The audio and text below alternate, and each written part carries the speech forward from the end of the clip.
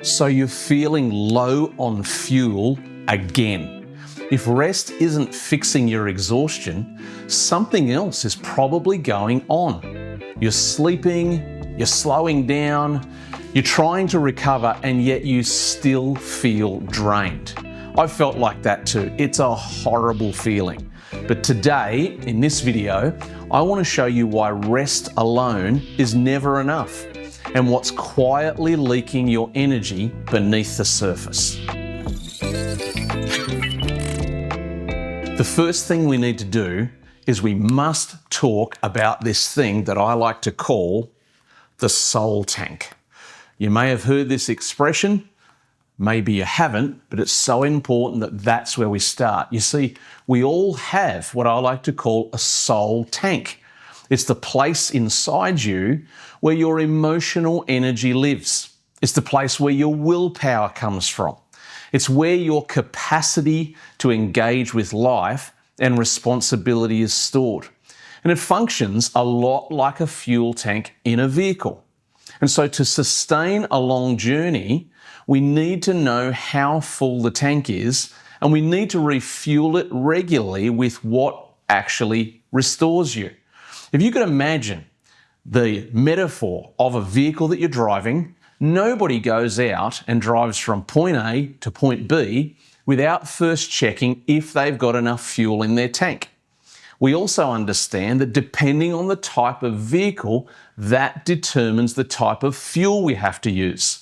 You know, I can remember years ago in my own life where I was working so hard all the time and working 6 days a week and so many responsibilities and so much stress and pressure, but I kept on going into these up and down valleys of having enough energy and then suddenly running out of energy. And the thing that was going on that I didn't know straight away, I didn't understand that actually I was burning emotional resources in my soul tank and not filling up enough uniquely and regularly, and that's why I was running out of energy.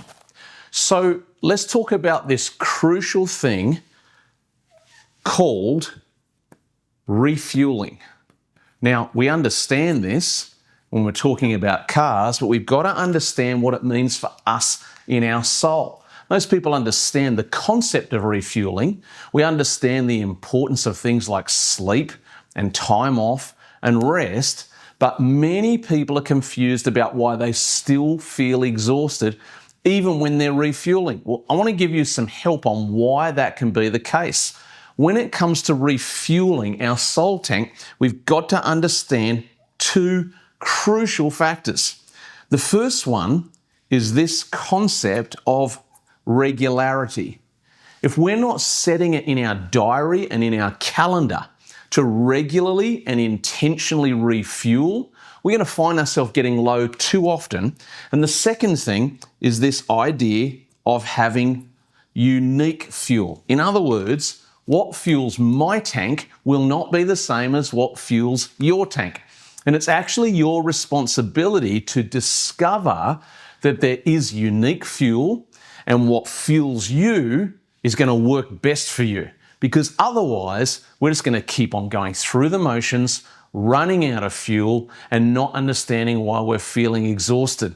This is when our rest actually stops working. Okay, so let's talk about another crucial factor here, which is this idea of maintenance. Again, we're thinking of that concept of the vehicle and the car. And just like a car, your soul needs more than fuel. It needs three things, actually. Let's go through them. First of all, it needs regular servicing. Anyone who wants their car to last the distance and serve them well understands the importance of regular servicing. Your soul is the same. You actually have to attend to its needs on a regular basis. The second thing that we've got to pay attention to is warning lights. Now, I remember being a university student and not having a whole lot of money, and I had a very cheap car to get around in. And I had to live constantly with a vehicle that was flashing warning lights to me all the time because I didn't have enough money to do the regular servicing, and so the warning lights kept on flashing. Our soul does the same thing to us.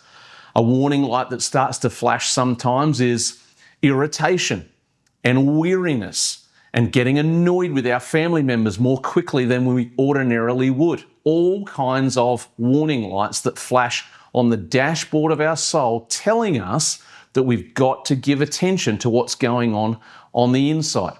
And one more that often gets overlooked in vehicles and in our soul, and it's this idea of stopping the leaks.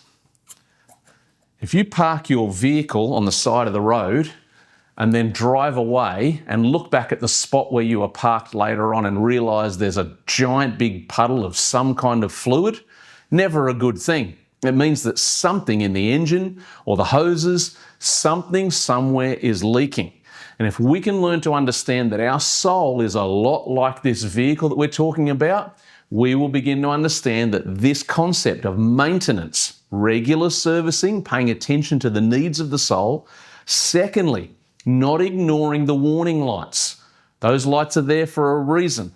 That orange low fuel warning light, it comes on to tell you if you keep ignoring the fuel level, you are going to stop. And thirdly, this idea of stopping the leaks. If we can learn to do this, our soul will go further.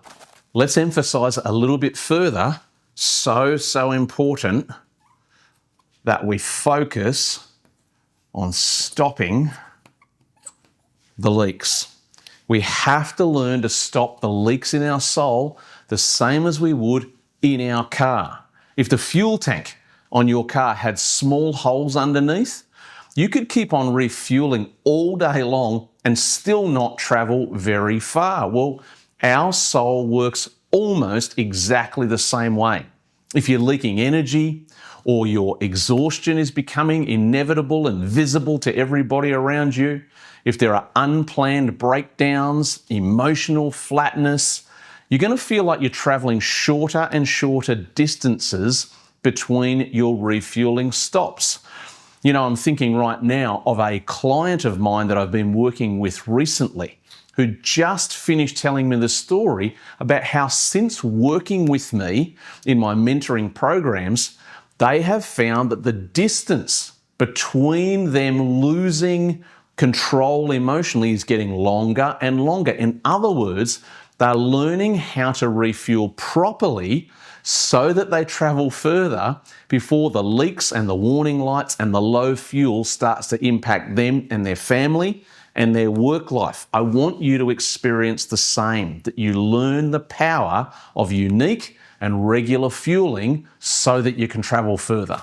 By the way, if you're hearing stories like that and that appeals to you, that idea of being able to do better, go further for longer without having these valleys and dips all the time, maybe you're the right candidate to start working more directly with me.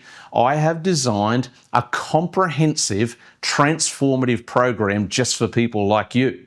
I call it the True Self Transformation Program, where I've written these incredibly powerful modules.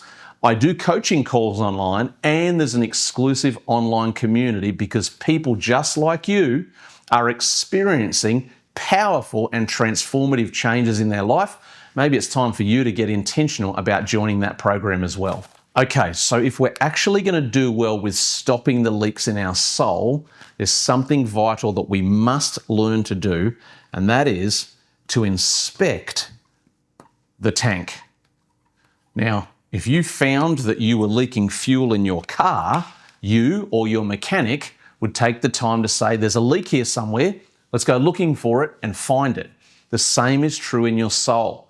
There are areas, there are moments in your day, there are relationships in your life that are causing fuel to drain out of the pipe, out of the hose. It's not even getting to the engine, it's getting wasted on the ground.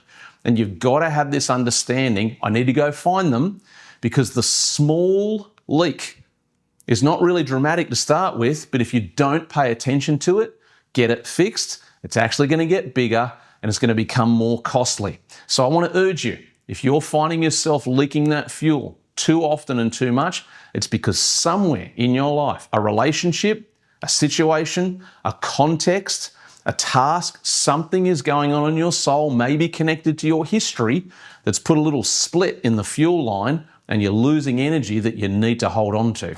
When it comes to stopping the leaks, and particularly when it comes to identifying the leaks, we need to understand the location of our leaks. And I want to give you 3 typical areas in our life where we can leak energy and lose some of those precious resources.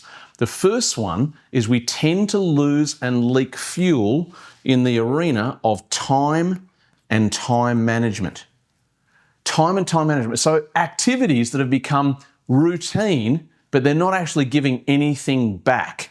Giving ourselves to things that are really mundane that we don't have to participate in, but we've allowed them to sneak into our diary and we can't even really give a good explanation for why they're part of our lives. This is one place where we can recover resources.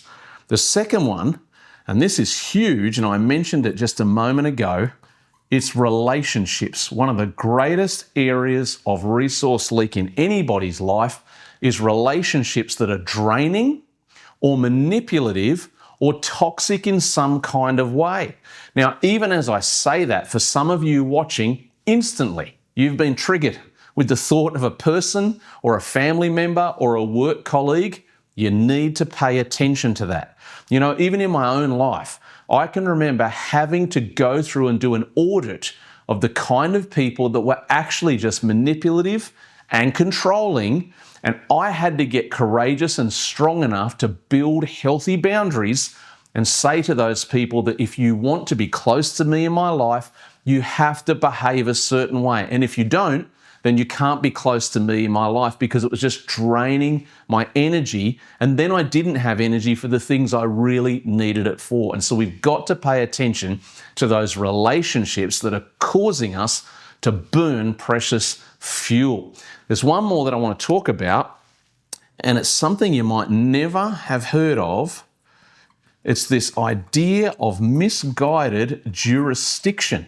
In other words, in our lives, what things are we actually responsible for versus those things that we're not responsible for? You see, if we decide, even subconsciously, to carry responsibility for people or systems or contexts in life that we don't have any authority over, this will just burn enormous quantities of our fuel.